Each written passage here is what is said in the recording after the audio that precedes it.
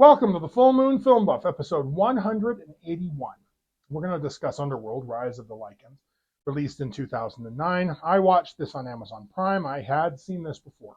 As always, we begin with the prominent crew and cast. You can find links to a more complete credit list in the show notes. The film was directed by Patrick Tatopoulos. It was written by Danny McBride, Dirk Blackman, Howard McCain, Len Weissman, Robert Orr, and Kevin Greville. The effects were by Tatopoulos Studios. We first covered Patrick Tatopoulos, Danny McBride, and Len Weissman when we discussed Underworld and Underworld Evolution.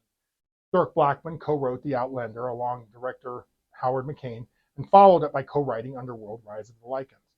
Howard McCain wrote and directed Outlander, a high-concept venture reimagining the Beowulf legend as a Viking-era alien invasion.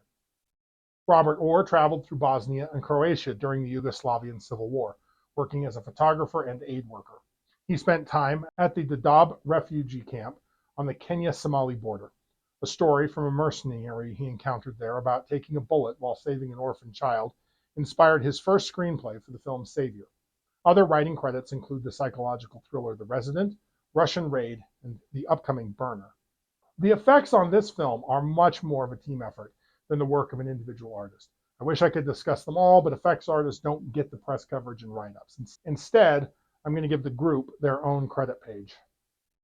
The cast includes Michael Sheen as Lucian, Bill Nighy as Victor, Rona Mitra as Sonia, Stephen McIntosh as Tanis, Kevin Greville as Reyes, and David Ashton as Coleman. We first covered Michael Sheen, Bill Nighy, and Kevin Greville when we discussed Underworld. We first covered Rona Mitra when we covered Skinwalkers. We first covered Stephen McIntosh when we discussed Underworld Evolution. David Aston spent a decade from 1979 to 1989 performing Shakespearean roles such as King Lear, Macbeth, Petruchio, and Oberon at the Mercury Theatre in New Zealand. Ashton achieved international recognition through supporting roles in major Hollywood films shot in New Zealand, most notably as Neo's stern boss in The Matrix, Underworld, Rise of the Lycans, and The Lord of the Rings, The Return of the King. TV credits include appearances in Xena, Warrior Princess, Legend of the Seeker, Hercules, The Legendary Journeys, and recurring parts on the long-running soap Shortland Street. I recommend this one, regardless of whether you've seen the first two films. It fills in the backstory hinted at in the original, but also functions as a standalone, tragic love story set within a werewolf-vampire war epic. Arguably, it's the best pure narrative from the franchise. It benefits from being a self-contained tragedy with clear stakes and motivations. Michael Sheen's performance elevates the material, bringing real emotion to what could have been just another action horror prequel. The medieval setting lends it a distinct feel, different from the contemporary urban atmosphere of the other films, while solid production values and creature effects contribute to a distinctive identity. Yes, it's melodramatic, and the dialogue can be a bit overwrought, but it commits fully to its gothic tragedy and delivers on both the action and emotional fronts. If you're interested in werewolf lore that does something slightly different with the mythology, or if you enjoy tragic historical epics with monsters, then this is definitely worth your time. Rise of the Lycans is a prequel to the first Underworld film, set centuries before Kate Beckinsale's Selene discovers the truth about her past. The film was greenlit after the success of Underworld Evolution in 2006, though it took a few years to get into production. The studio initially had concerns about making an Underworld film without their main star, but the prequel concept and the opportunity to explore Lucian's origin story convinced them to move forward. The film had a budget of approximately $35 million, less than Evolution's $50 million, but still managed to create an impressive medieval world. Much of it was shot in New Zealand, taking advantage of infrastructure that was built up during the Lord of the Rings productions. So let's cover a synopsis. Selene narrates an intro explaining that Lucian was the first werewolf who could change between human and monstrous forms. Victor raised Lucian as a slave and used him to create a subservient race of Lycan servants. Meanwhile, savage wild pureblood werewolves prowl the dark forests, trapped in their bestial forms, waging an effective guerrilla war on the vampires and their herds of human cattle. One vampire nobleman, Coleman, wants to create a privileged caste of werewolves under the command of Lucian to hunt the feral werewolves. Victor doesn't believe that you can really trust any Lycan. Lucian and Victor's daughter Sonia share a forbidden love affair. Lucian has made a key and wants to throw off his collar and escape to freedom, but he won't leave without Sonia, and she is reluctant to abandon her father.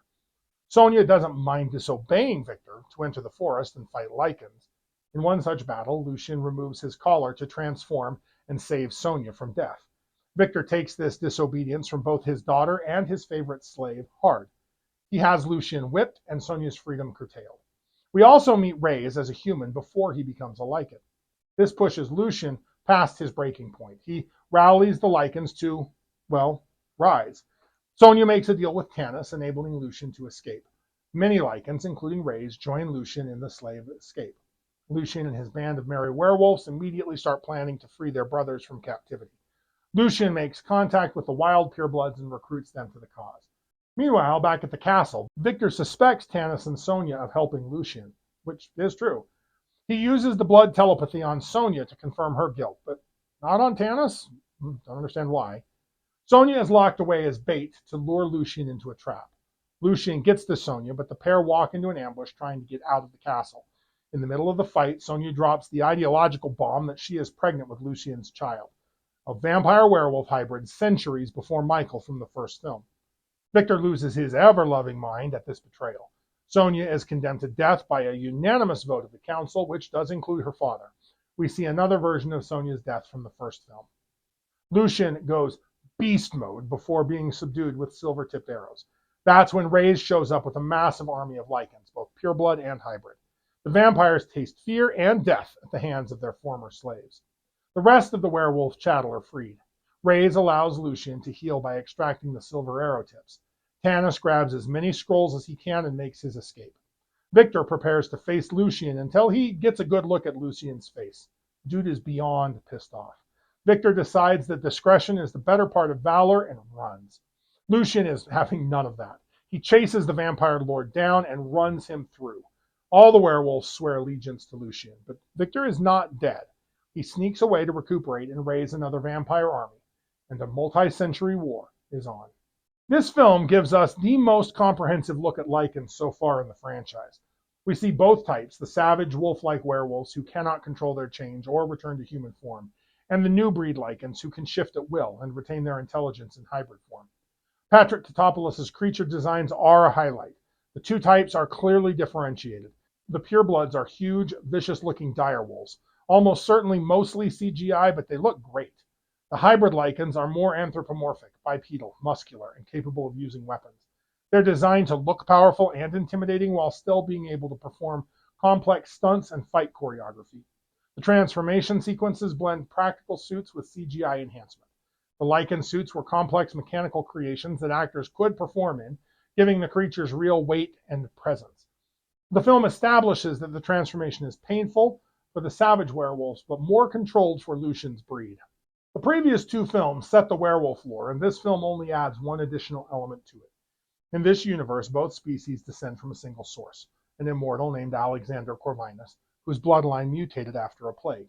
Silver is lethal to Lycans, used by vampires in their weapons, and the control collars worn by enslaved werewolves. Sunlight is lethal to vampires, making the Lycans valuable as daytime protectors. The Lycan transformation can be controlled by certain bloodlines, a mutation of Lucian's, and has nothing to do with the moon, full or otherwise. Both lycanthropy and vampirism can be passed to humans through exchange of blood.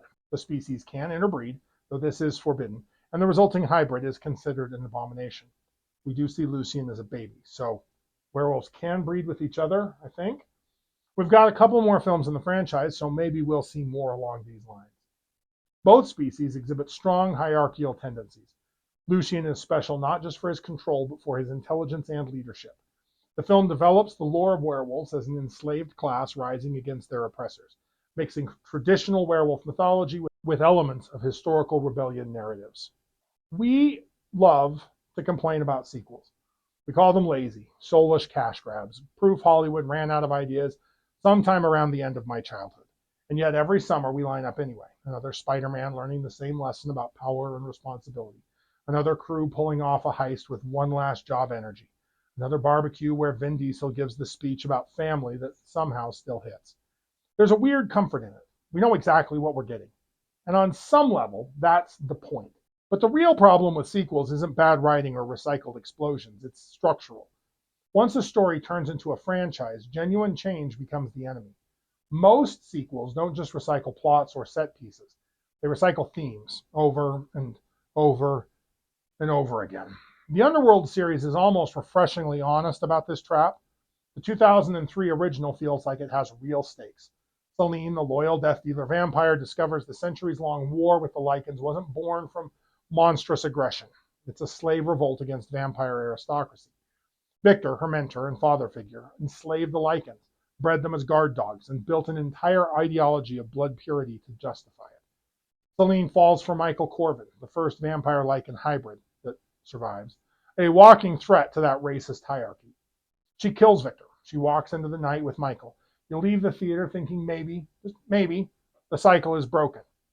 Then 2009 rolls around with the prequel, and it's basically the same movie in period dress. Medieval castles, velvet gowns, collared Lycan laborers. Victor's daughter, Sonia, and the Lycan Lucian fall in love. Their potential hybrid child terrifies the elders. Victor burns Sonia alive to protect the status quo. Lucian launches a full-on rebellion. It's Spartacus with fangs and fur, and it's thrilling. Until you realize the franchise has quietly admitted the revolution failed. Not because the vampires were too strong, but because everyone, oppressed and oppressors, needs the war to keep going. Forgiveness would kill the brand. Reform would end the slow-motion leather trenchcoat fights. That's the moment the political bite of the first film turns into mood lighting. Evolution, Awakening, Blood Wars, they all scramble for new reasons that Celine can't retire. Why the covens and packs have to keep slaughtering each other in ever more convoluted mythology. The class warfare allegory gets sanded down into nothing more than an aesthetic. Blue filters, glowing eyes, and endless corridors, perfect for dual-wielding pistols. You can see the same frieze everywhere. Tony Stark can flirt with vulnerability across 10 years of Marvel movies, but he can never fully walk away from the suit without someone hitting reset. Peter Parker keeps relearning over and over that with great power comes great responsibility, because truly internalizing it would graduate him out of the story. James Bond flirts with settling down, then orders his martini shaken, not stirred, and heads back into the field. The second a universe gets branded a cinematic universe, resolution becomes radioactive. Werewolf movies are especially revealing because the genre loves metaphors. Lycanthropy as puberty, as rage, as societal outcast, and sequels hate metaphors that resolve. Take Joe Dante's 1981 masterpiece, The Howling. Karen White transforms on live television to prove werewolves exist. She gets shot for her sacrifice, and the final shot shows a bar patron shrugging it off as a special effect. It's a brutal gut punch about a media-saturated world that refuses to see the monster in the room. The 1985 sequel, Your Sister's a Werewolf, opens at Karen's funeral, and then pretends the broadcast never mattered. No government task forces, no panic, no cultural shift.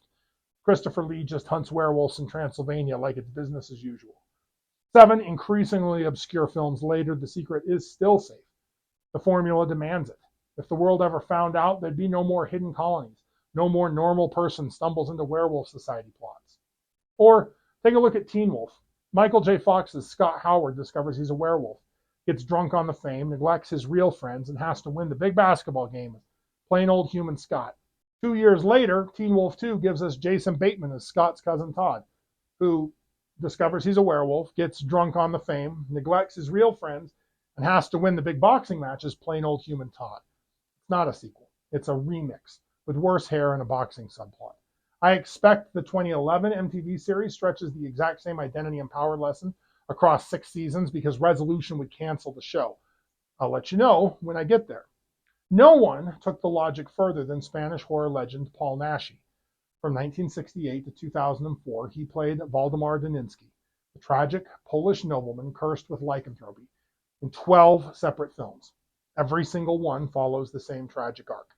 Waldemar falls in love, searches desperately for a cure, dies horribly in the finale, shot with silver, staked, burned, you name it, only to pop back up alive and cursed for the next movie. He never learns, he never finds peace. The curse can't be lifted because the curse is the franchise. There are glorious exceptions, of course, and they, in general, prove the rule. Logan lets an aging Wolverine protect the next generation and finally rest.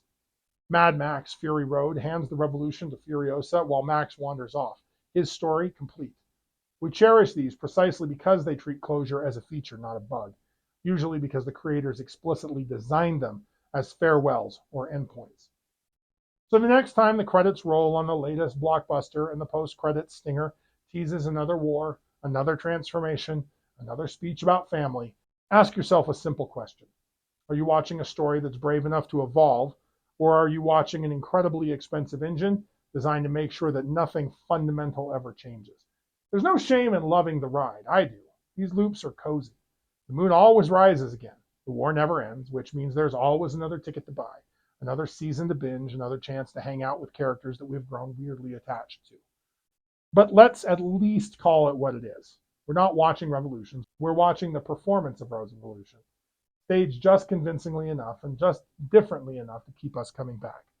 The franchise doesn't want to know what happens after the credits.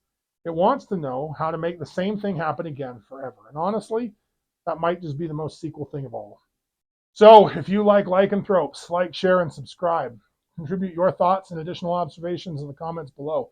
Let me know what I missed or what you noticed. Next, I plan to discuss Werewolf and the Witch from 2007. Keep your eye on the moon, a silver bullet in the chamber, and we'll see you back next episode.